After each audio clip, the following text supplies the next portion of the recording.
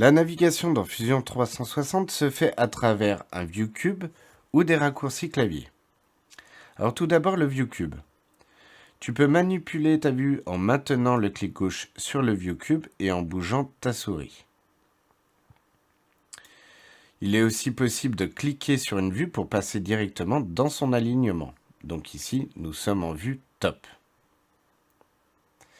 Tu as aussi ces flèches qui vont te permettre de créer une sorte de rotation de ta vue autour de ton objet tout en restant dans ta vue active. Donc ici, la vue top. Tu as aussi la maison. La maison, c'est un affichage qui est défini par défaut. À chaque fois que tu cliques sur la maison, tu vas revenir dans le même affichage, dans la même vue. Cette maison, tu peux la configurer, c'est-à-dire la changer, en changeant ta vue, en venant sur la maison ou sur la petite flèche en bas à droite, mais je préfère faire sur la maison un clic droit, ça marche beaucoup mieux, et en faisant Set Current View as Home, Fixed Distance. À ce moment-là, mon home d'origine est effacé et ma vue actuelle devient mon home.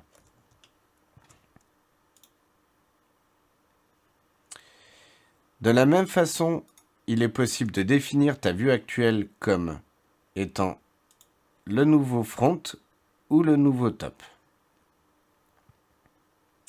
Il reste un élément à voir ici, c'est orthographique perspective et perspective with orthoface. Alors pour ceci, je vais me mettre en vue par exemple de front et tu vois qu'actuellement, tu es parfaitement aligné en fait avec ton objet sans perspective, c'est-à-dire que le point qui serait ici, il y a le même de l'autre côté de l'objet. Si tu passes en perspective, ce n'est plus le cas. Et ça peut te poser des problèmes pour des sélections ou pour le déplacement d'éléments. Donc, je te conseille de rester en orthographique. L'autre manière de naviguer, de bouger notre vue, c'est le raccourci clavier. Alors tout d'abord, le clic de ta roulette, le clic du milieu de ta roulette, va te permettre de créer ce qu'on appelle un pan, c'est-à-dire une translation de ta vue. Tu as ensuite la touche Shift, ou majuscule pour les plus jeunes, et le clic du milieu de ta souris, donc de ta roulette. Cela va te permettre, à l'endroit où tu cliques, de créer une rotation autour de ton objet. Très pratique.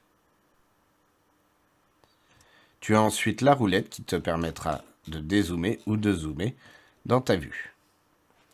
Tu as aussi des outils en bas qui correspondent à ce qu'on vient de voir, type l'orbite. Donc l'orbite, c'est ceci.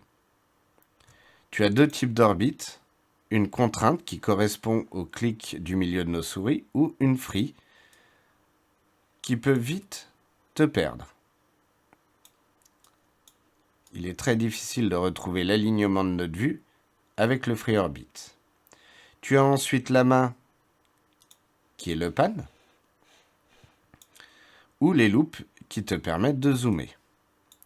Tu as un élément en plus qui est le look at. À partir du moment où tu as un objet qui est déjà en sélection, si tu le perds, tu peux venir cliquer sur look at pour le remettre au milieu de ta vue. Tu as ensuite différents éléments qui vont te permettre, par exemple, de choisir le type d'affichage dans cette vue. Donc, le visual style va te permettre d'être en wireframe ou d'afficher les matériaux ou encore les matériaux et les arêtes cachées.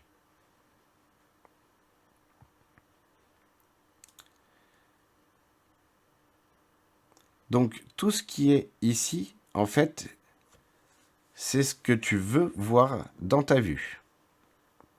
Tu as ensuite le Grid and Snap qui va te permettre d'afficher ou de désafficher ta grille, ou encore le Snap to Grid qui te permet d'activer ou de désactiver en fait la magnétisation sur cette grille. Il y a aussi un dernier réglage sur la grille qui est l'aide adaptative ou le fixe que tu vas activer avec le Set Increment. Ceci, c'est lorsque tu zoomes, est-ce que ta grille se modifie, s'adapte ou est-ce qu'elle reste fixe? Donc tu vois, plus je zoome et plus de nouveaux carrés apparaissent. Si tu es en fixe, ce n'est pas le cas. Oups, j'ai raté mon...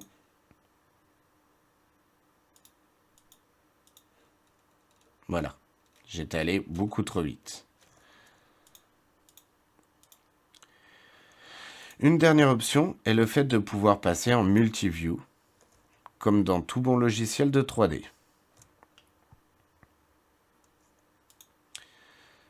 Dans Fusion 360, ce n'est pas forcément utile d'être en multi-view. Quasiment l'intégralité se fait en single view.